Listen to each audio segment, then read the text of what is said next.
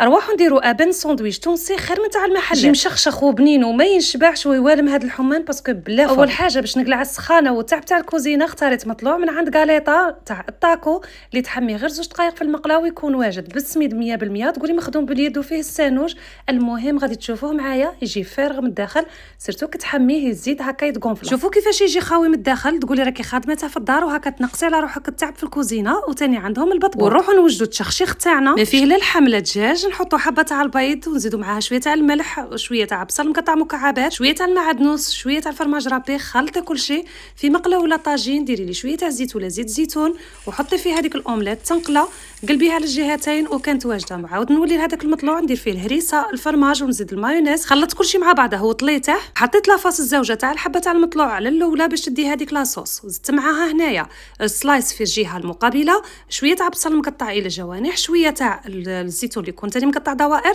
وثاني هنا جبت هذيك الاومليت، شويه تاع الطون اللي مصفي من الزيت، جيبي لي هذيك طوماطيس تكوني قلعت لها الزريعه والقشره ومقطعتها شرائح رقيقه، حطيت الكروم الموف اللي كان مقطع شرائح رقيقه، زدت عليه شويه تاع المايونيز، تقدروا ديروا ثاني صوص ميزون، شويه تاع الهريسه وماذا بكم ثاني الا كان عندكم الحميص ديروا، شويه تاع كروطه كانت مرابيه ثاني اللي هي الزروديه، ثاني السلطه الخضراء مقطعتها ثاني او شيفونات، وزدت عليها البطاطا المقليه، شويه تاع المخللات تاع الكورنيشون، تقدروا تزيدوا ثاني الحار. وهنا تبلعي الساندويتش تاعك وكان واجد، تروحي غير تعاودي تحمي في المقله غير شويه يدوب لك هذاك الجو، وتقدري تبريسيها في لابريس. وكيما هاك يكون واجد معنا ابن واروع ساندويتش تونسي اللي ننصحكم به في هذا الحمان، كيما يقولوا توانسه نودكم ولا شهيكم.